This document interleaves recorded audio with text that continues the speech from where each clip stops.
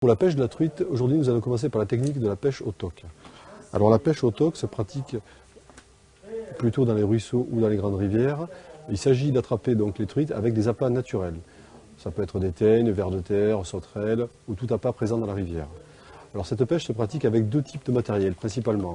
Donc soit la canne de ce type-là, qui va être la canne réglable, qui est plutôt adaptée pour les petits ruisseaux, qui a l'avantage de pouvoir faire varier la longueur selon l'encombrement de la rivière, ou après, donc la canne dite appât naturel, qui est d'une longueur généralement comprise de 3,90 m, qui est plutôt réservée sur des rivières un petit peu plus larges, un petit peu plus dégagées, avec les avantages et les inconvénients. Donc les cannes réglables, d'une longueur qui peut aller de 3,50 m jusqu'à 8 m, la taille moyenne, la plus couramment utilisée, est de 5 m. C'est une canne un petit peu de ce type-là. Donc l'avantage de ce genre de canne, c'est de pouvoir l'adapter en fonction de la taille de la rivière. L'inconvénient que l'on peut avoir par rapport à des cannes dites cannes appât naturel, ça va être un petit peu le poids, et puis ça va être les jours où il pleut, les problèmes de collage par rapport du collage du fil sur le blanc, parce que les anneaux sont très éloignés.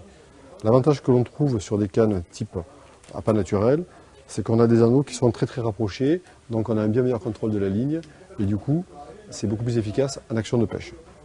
Alors au niveau du moulinet, on peut utiliser deux types de moulinets. On a le moulinet simple, à réserve de fil, qui est simplement un récupérateur de fil, qui a l'avantage de la simplicité, de la légèreté et la robustesse, qui est plutôt un moulinet adapté pour la pêche en petite et moyenne rivière. Et puis on a également un moulinet type lancé, qui a l'avantage de pouvoir lancer donc sur des rivières un peu plus grandes, c'est un peu plus intéressant, on peut pêcher beaucoup plus vite. En plus, c'est un modèle un peu particulier avec une très large bobine qui évite le phénomène de mémoire qui est un petit peu inhérent sur ce genre de moulinet. Donc les deux moulinets sont adaptables sur les deux cannes. Alors maintenant, nous allons voir le montage type d'une ligne pêche au toc.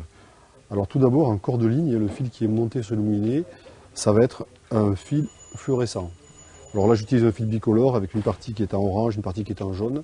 L'intérêt, disons, c'est que l'orange se voit mieux quand il fait soleil et le jaune se voit mieux quand la lumière est faible. Sur ce fil, on monte ce qu'on appelle un rigoletto ou un indicateur de touche. C'est un genre de petit flotteur qui se monte sur le fil. L'idéal, c'est de le positionner à peu près entre 20 et 40 cm au-dessus de la surface.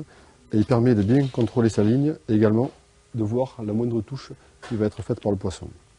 Au bout du corps de ligne, on met ce qu'on appelle un émerillon baril pour éviter le vrillage de la ligne. Pour ce faire, on va faire un nœud tout simple qui s'appelle le demi-nœud du chirurgien. Alors, on fait une boucle et on passe 3 fois dans la boucle.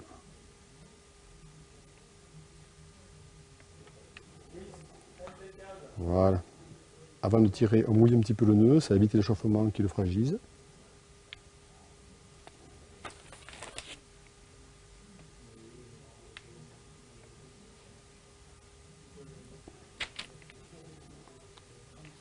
Et voilà. Alors au niveau de l'hameçon, il y a deux grands types d'hameçon. Il y a l'hameçon vert, qui va être l'hameçon droit, qui est bien adapté pour le ver de terre, qui a une bonne présentation. Et puis on va dire l'hameçon appât naturel. Donc là, on va prendre un hameçon spécial teigne, nickelé, qui est vraiment adapté pour cette pêche-là. Alors après, c'est très simple. Les hameçons du commerce sont montés avec une boucle. Donc, on passe les deux doigts à l'intérieur. On déroule. Alors, on va raccorder le bas de ligne qui est bouclé au corps de ligne à travers l'émerillon baril. Alors, une des méthodes les plus simples, il s'agit simplement de passer l'hameçon dans l'œillet de l'émerillon baril.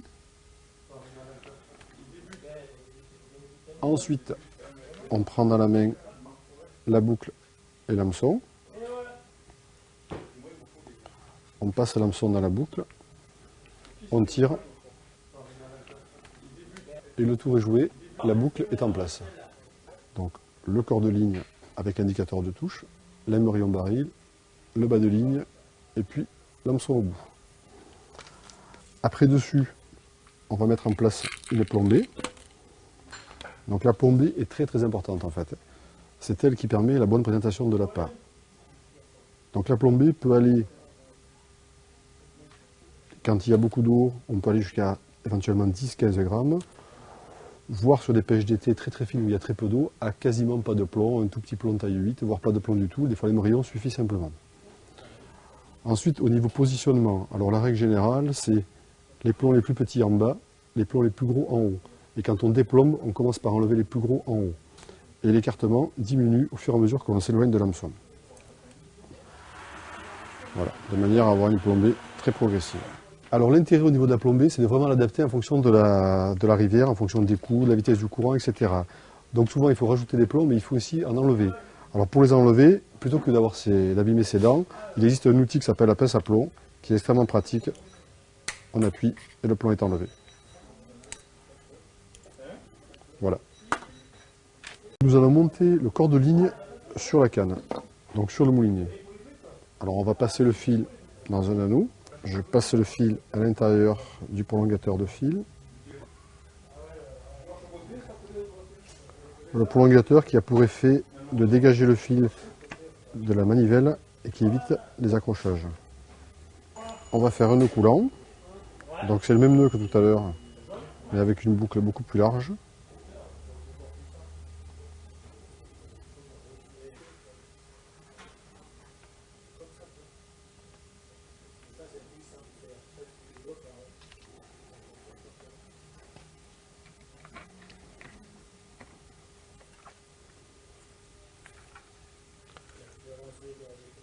Voilà.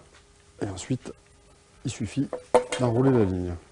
Donc l'idéal, c'est de placer la bobine dans un seau ou de la faire tenir à travers un crayon par une personne autre. Et comme ça, le fil se déroule bien droit et s'enroule bien droit sur la bobine, ce qui évite le vrillage. Donc on va enrouler un petit peu de fil. Donc là, on va la passer dans tous les anneaux. Voilà, donc la ligne est montée, prête à pêcher. Donc il suffit simplement de mettre un appât, bien entendu, au bout de l'hameçon, d'adapter la plombée en fonction de l'environnement et de régler donc la hauteur du rigoletto en fonction de la profondeur de pêche. Et après, avec cette canne, on adapte la longueur en fonction de l'encombrement du ruisseau.